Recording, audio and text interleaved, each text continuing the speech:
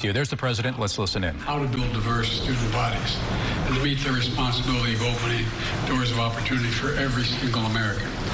In case after case, including recently, just as a few years ago in 2016, the court has affirmed and reaffirmed this view that colleges could use race not as a determinative factor for admission, but as one of the factors among many in deciding who to admit from a already qualified pool of applicants.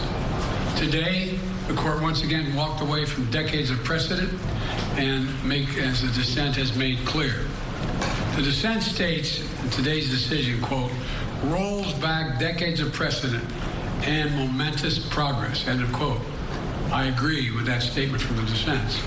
The court has effectively ended affirmative action in college admissions, and I strongly disagree with the court's decision. Because affirmative action is so misunderstood, I want to be clear, make sure everybody's clear about what the law has been and what it has not been until today. Many people wrongly believe that affirmative action allows unqualified students to be admitted ahead of qualified students. This is not how college admissions work. Rather, colleges set out standards for admission, and every student has to meet those standards. Then and only then, after first meeting the qualifications required by the school, do colleges look at other factors in addition to their grades, such as race.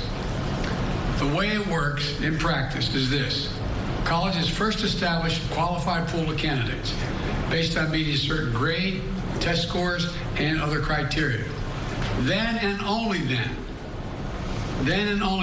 it is from this pool of applicants, all of whom have already met the school standards, that the class is chosen after weighing a wide range of factors, among them being race.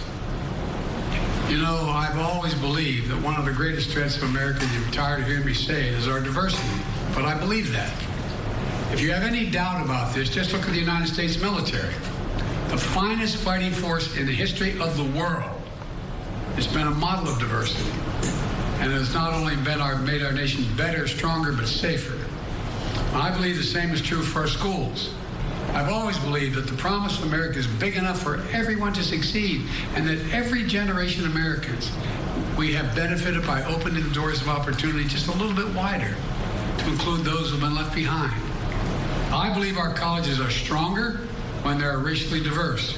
Our nation is stronger because we are tapping into the full range of talent in this nation. I also believe that while talent, creativity, and hard work are everywhere across this country, not equal opportunity. It is not everywhere across this country. We cannot let this decision be the last word. I want to emphasize, we cannot let this decision be the last word. While the court can render a decision, it cannot change what America stands for. America is an idea unique in the world, an idea of hope and opportunity, of possibilities, of giving everyone a fair shot, of leaving no one behind. We've never fully lived up to it, but we've never walked away from it either.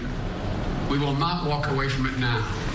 We should never allow the country to walk away from the dream upon which it was founded. That opportunity is for everyone, not just a few.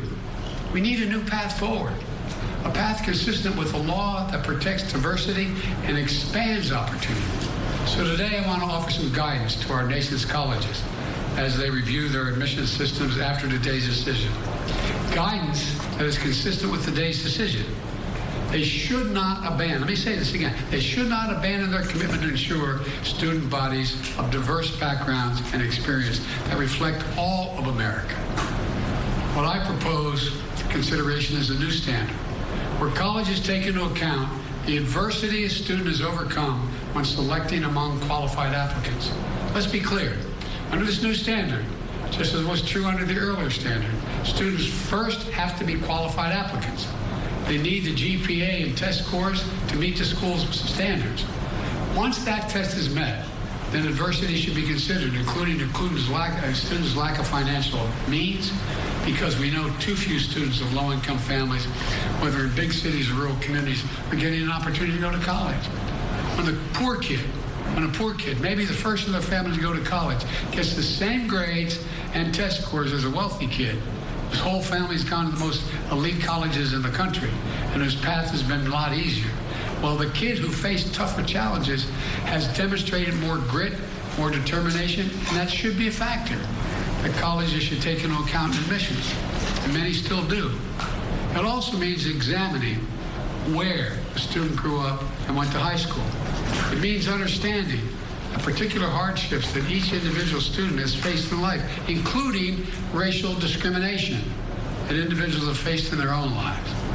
The court says, quote, "Nothing in this opinion should be construed as prohibiting universities from considering an application's discussion of how race has affected his or her life, but be it through discrimination or inspiration or otherwise," end of quote.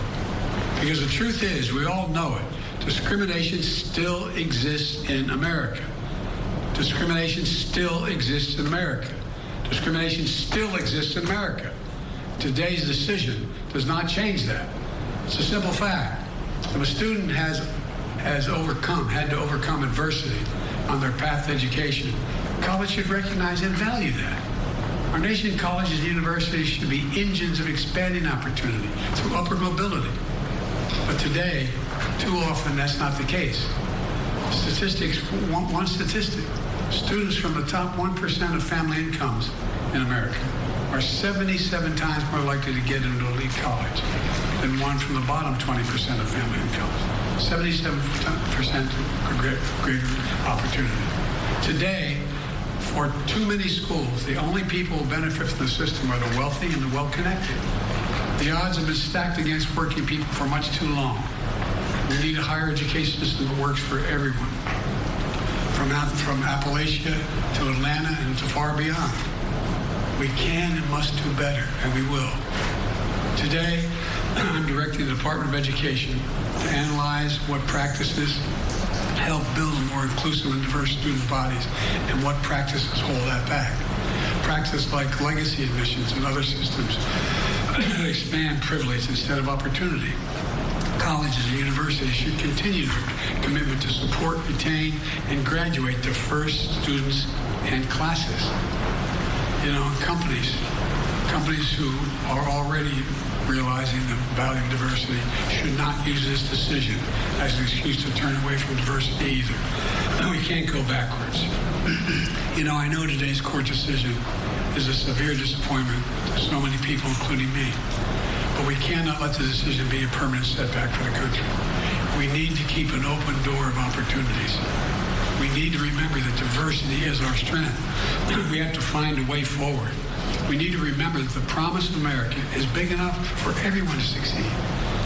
You know, that's the work of my administration, and I'm always going to fight for that. And I want to thank you all. And I know you've been told I have a helicopter out there waiting to go up to do an interview in New York. I'll be talking more about this live interview. But thank you very much, and we're going to have plenty of time to talk about this.